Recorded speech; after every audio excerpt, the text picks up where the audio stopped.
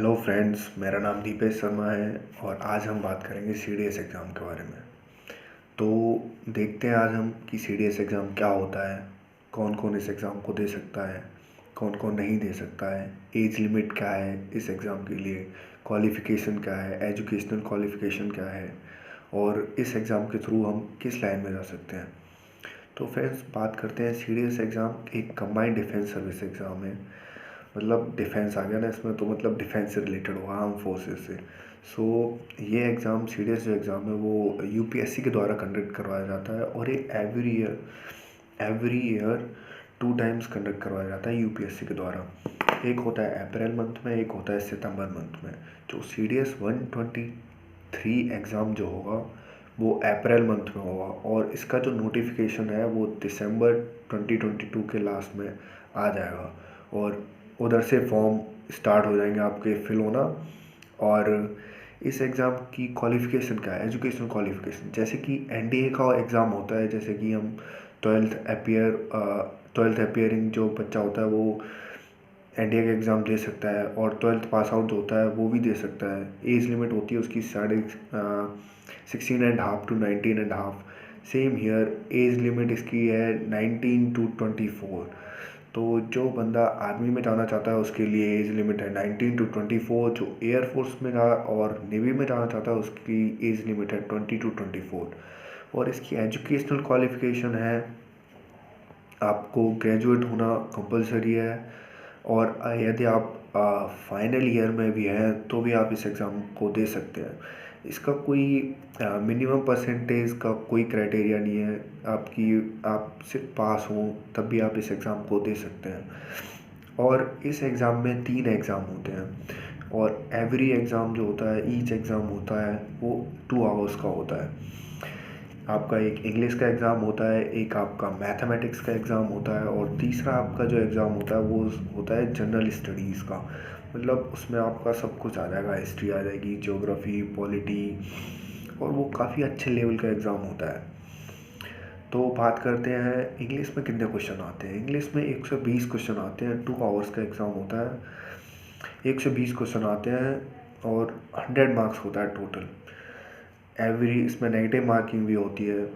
0.83 आपको मार्क्स मिलेंगे अगर आपका आंसर सही है और 0.27 आपके मार्क्स कट जाएंगे यदि आपका वो जो क्वेश्चन है, आंसर है या फिर गलत है वो, तो आपका 0.27 कट जाएंगे। ऐसे ही जो जनरल स्टडीज़ का पेपर होता है उसमें भी आपकी 0.83 मार्क्स मिलेंगे।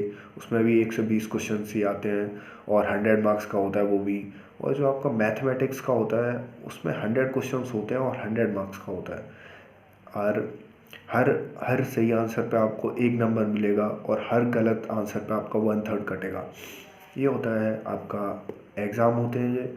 और इनके लिए जो बुक लिस्ट है वो की बहुत इम्पोर्टेंट है। मैं आपको बताना चाहूँगा, वो बुक्स तो पढ़ना कंपलसरी है। और हाँ, कह सकते हैं कि ये एग्ज़ाम विदाउट कोचिंग भी क्लियर कर सकते हैं। Yes, it is possible. यदि हम कुछ ज़्यादा अच्छा मेहनत करेंगे तो क्यों नहीं कर सकते हम लोग। मैंने भी किया यार।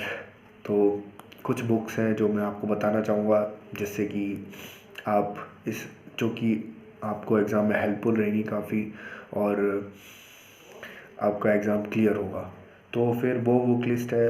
आपको पहली बार मैं जीएस की बताना चाहूँगा। जीएस में आप 11th-12th की जीएस में ज्योग्राफी के लिए आपको 11th-12th की एनसीईआरटी पढ़ लेनी चाहिए। 11th-12th की 2 एनसीईआरटी है। एक है, आपको बताता हूँ मैं, ज्योग्राफी के लिए आपकी एक ये वाली एनसीईआरटी रहेगी, देख लीजिए। एक ये वाली एनसीईआरटी काफ़ी है और एक ये वाली एनसीईआरटी। ये एनसीईआरटी अगर आप पढ़ लोगे तो आपका बहुत अच्छा रहेगा। ये एनसीईआरटी पढ़ने के अलावा अगर ये ले लोगे आप, जीसी लियोंग की जो बुक आती है ज्योग्राफी की, वो भी बहुत अच्छी है। और इसके बाद अगर हम पॉलिटी देखना चाहें, पॉलिटी जो आती है, पॉलिटी जो सब्जेक्ट होता है उसके लिए ये बेस्ट रहेगी एम लक्ष्मीकांत इंडियन पॉलिटी।